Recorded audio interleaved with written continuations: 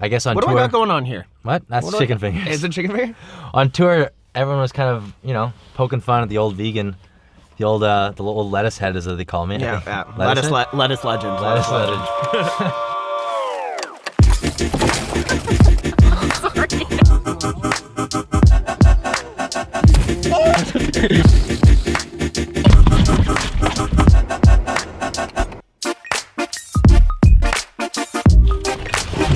Okay, welcome back to another episode of Book Salad.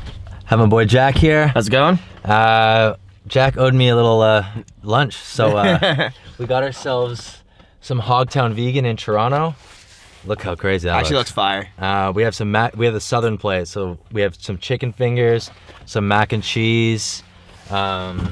Yeah, we're gonna chow down and some like collard greens too. These collard greens. Is that what they are? Collard They're greens? nice collard greens. Actually, you should try the collard greens first. I don't think I've ever actually had like real collard greens before. I think these are probably the best collard greens in history of collard greens.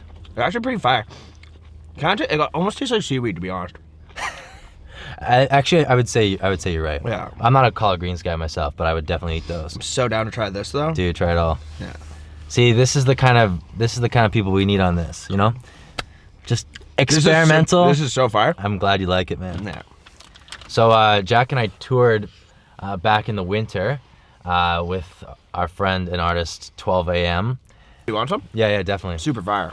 But by the end of it, I think we're all out for vegan dinners and stuff, right? Yeah.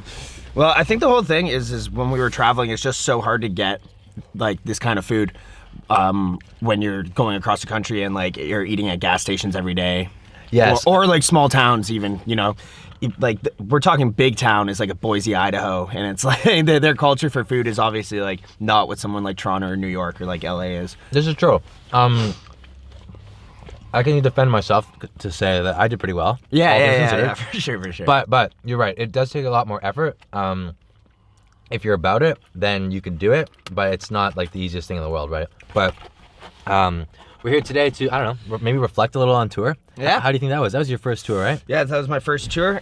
It was good. I wish I was able to do the whole thing. I actually missed the first 5 dates just due to prior engagements in Toronto.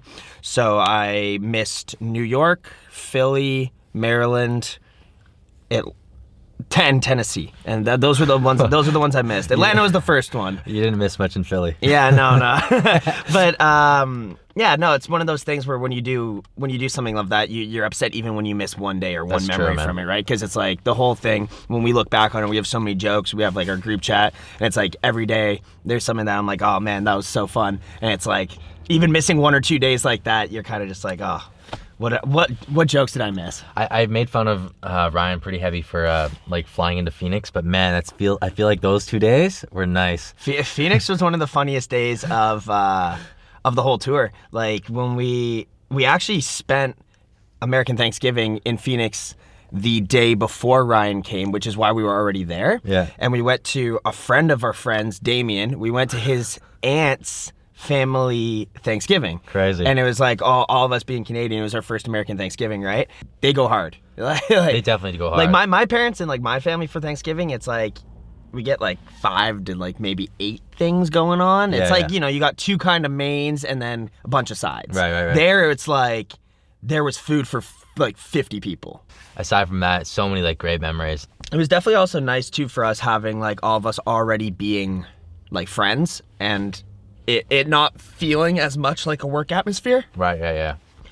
Because of all of our relationships with each other, and we were kind of just like making cool things because we like making cool things. Right. The overall chemistry of the group, like everybody did know somebody pretty well before we did it too. So you compare that to somebody who just kind of picks up a random gig where they don't know anybody and goes on a tour. It's like you're kind of comparing like a 30-day sleepover to like, a straight business 9-to-5 job. I feel that. You're gonna be living with somebody for 30 days. Like, we were getting annoyed at each other and we've been friends for that long. Like you don't want somebody who you don't know. The thing is it's all just about like the relationship with the artist beforehand. Like I'm not saying like you have to go the route that like me and Matt have kind of gone where it's like I've known him forever and then as his music career's gone, it's like been easy for me to go alongside of it. Yeah. But you definitely have to establish a relationship with the artist where one, they trust you to like be around like the vulnerable points in their lives because like you never know when you're with somebody day to day, like what's going to happen to them and what you're going to see about their life. So that you have to know that they're comfortable with that kind of stuff.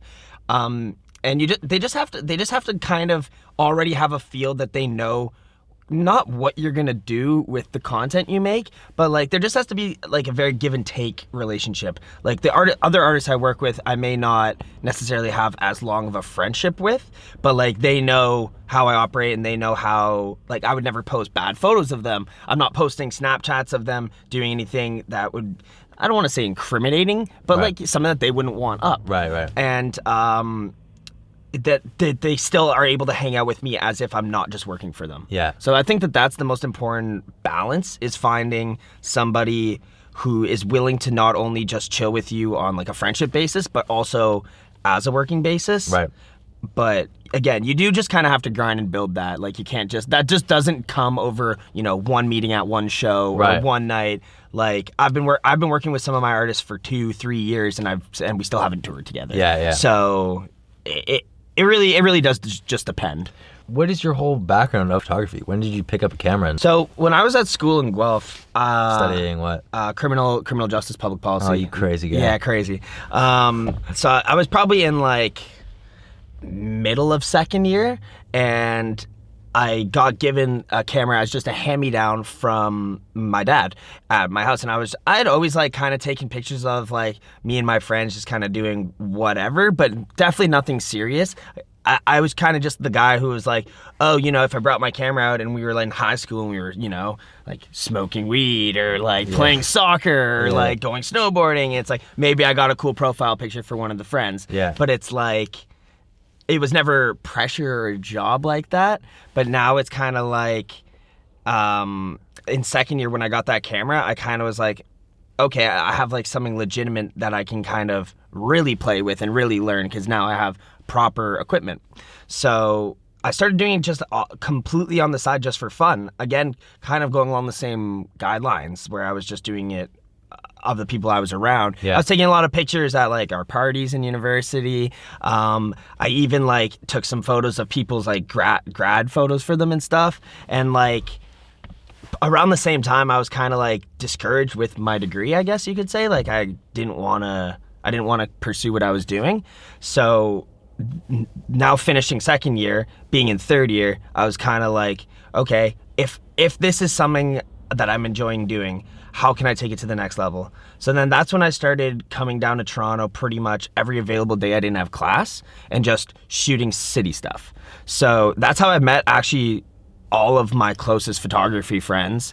Was coming down during those days while I was still at school, and they were all just in the city, you know, doing rooftoping, shooting street stuff. Yeah.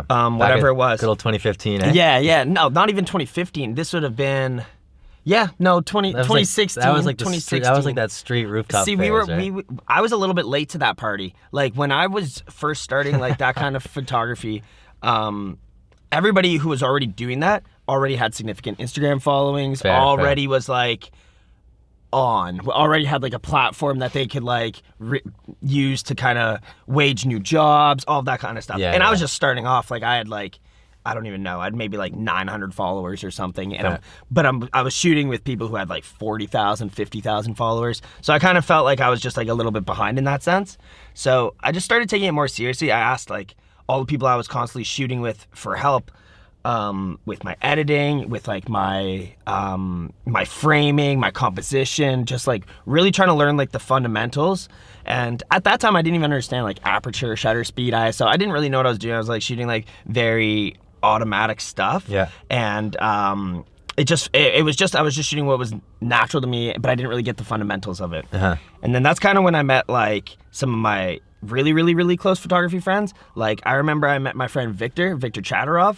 And he took me on this rooftop it was at like right in the financial district, so it was like a really nice view. Yeah. And I actually met Ryan Craven on that rooftop that day, and another one of my friends, Brian Chong, that same day. We met on that rooftop, and like Ryan Craven, you know, we toured with him. He's one of my closest friends. Brian Chong is one of my mentors I look to in photography still to this day, and it's like, that was all just because of my friends connecting me with other people. and then those people helped me build my own fundamentals and brand, kind of.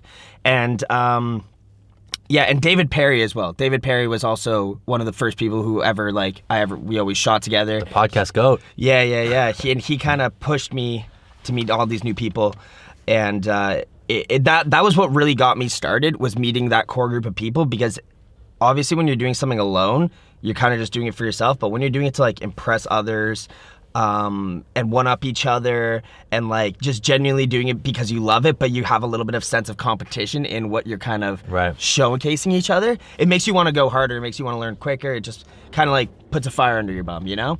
What are you working on now? Like, what is your style and passion of photography? So I kind of have like 2 career passions right now in terms of like the photo, the video kind of work. It's kind of like music and then a corporate fallback.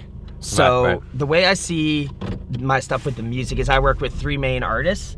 I work with 12 AM, Matt. I work with Always Never, which are 2 of my very close friends. And then I work with Anders. I do the creative direction side for Anders and the NST camp. For Always Never, I kind of do the same.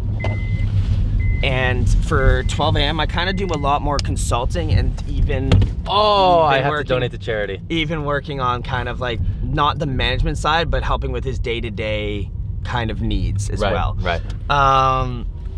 So that is the donate to charity move. It's finally happened. This is the second time it's happened, but I don't have a charity. I probably should just donate to I don't know.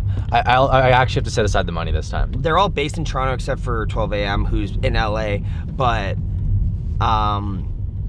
it's cool to be able to do music videos, concerts, behind the scenes of like press shoots, day-to-day shopping trips, you know, the whole 9 with them. Love it. Yeah. And so that's kind of the direction I'm going, is just kind of continuing to build my relationships with them, and as they grow, my roles with them will obviously expand. Yeah. Because it's everything is in the creative world is platform based, right? So the bigger the platform that they have, the bigger platform that it allows me.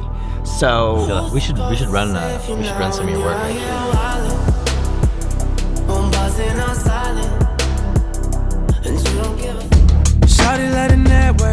Okay, that was a bunch of his firework, I must say. But sorry, continue what we're talking about. Yeah, so as I was just mentioning, with the 2 kind of pillars of what I'm doing, I've got music kind of on one side, and then I've got kind of like this corporate fallback, kind of more traditional, I guess, sense of the arts, in a word.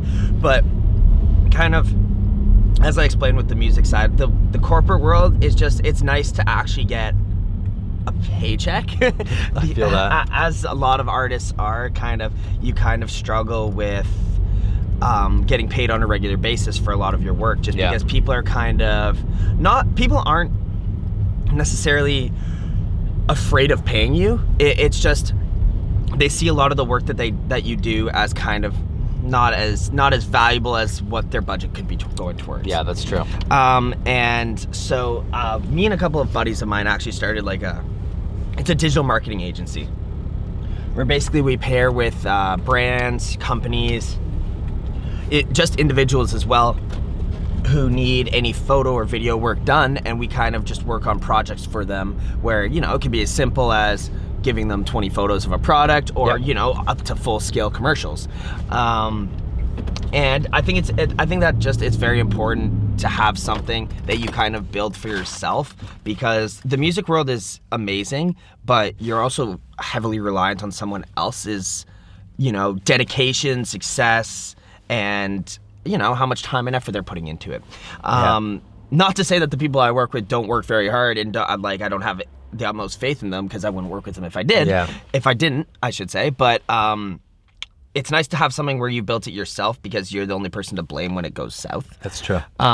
Just because I know the amount of work I'm willing to put into projects. So if I'm willing to put in a ton of time, money, and, you know, mostly my time. It's mostly my time. Yeah. But if I'm gonna do that into projects, I want to make sure that I'm able to have the end result that I want at the end. And so building your own company and doing that kind of stuff allows you to kind of have that without being reliant on somebody else's success. Right. And I just think every person who does work for somebody else should also have something that they're passionate about on the side that they control, whether it be a business, whether it be a music group, whether it be just your hobby, whether it be a podcast, whatever it is. You've got to have something that you control the ultimate product at the end of the day, and how far you get with it is how much work you're going to put in, not somebody else's. So I think that's a very I think it's a very important duality to have in the creative field, is having something that you personally are involved in. I totally agree with that. What would you say has been your favorite, whether it be corporate or music, what has been your favorite like project you've done in, say, the past like 2 years? I think I've had a couple. I won't get too into the detail on any of them, but I'll kind of give outline of the three. So they're all within the music field for me. One with Always Never, we shot their first music video for a song called Wylan. And I got some of like my favorite photos I've ever taken. The two guys who are in Always Never, the singer and the producer, Dean and Pat, are two of my best friends. So getting to work on that project with them it was our first time ever really having a collaborative effort on a project. And this was their first music video. And we absolutely killed it. So like that always will mean a lot to me. And when I see those photos, I'm kind of like, it's sick just to make something amazing with like your like best friends. Yeah. So that's always going to be something that's really special to me. You For You by Anders was my first music video I ever worked on. So that will always stand out to me on a different aspect because it was my first time seeing a full-scale production. This was 2.5 years ago now. It would have been 2 years ago. It'll be 3 years ago this November. So two and a bit ago. Yeah. And it was my first time on a major set. We, full crew, full team. And it was actually the first time I had worked with Anders that day. So it was seeing the start process to the final product was kind of what made me be like, damn, this music stuff is like what I like doing. Yeah. So that one has a ton of weight as well for me. And then Tour with 12 a.m. is something that's kind of like, that's indescribable. Yeah, man. Something that a lot of people, I wish everybody could experience at least once, but it's something that I don't take for granted that I was so lucky to be able to experience. Yeah. Yeah, and I think that those are kind of the big three that stand out to me. I think you basically touched on not the response I was looking for, but it definitely sounds like the music industry is definitely still in your future. Yeah, no, for sure. That's it's definitely something where I want to take it as far as it'll let me take it. Love that. And as I continue to kind of put my time and my effort into it, I hope that it's a very tough industry to make it in for artists, and it's a very unpredictable industry as well. So you kind of have one side where you just hope that the artist goes as far as they can, but then that they also see the relationship with you and you get to experience it as well. So I want to take it to the very end, but it's not always all up to me in that aspect. So I'm pretty sure I'll see you on the next tour. Yeah. Well, I'm sure it'll be pretty amazing if you're able to do that again. So For sure. We'll see. All right, let's get out of here. Buddy.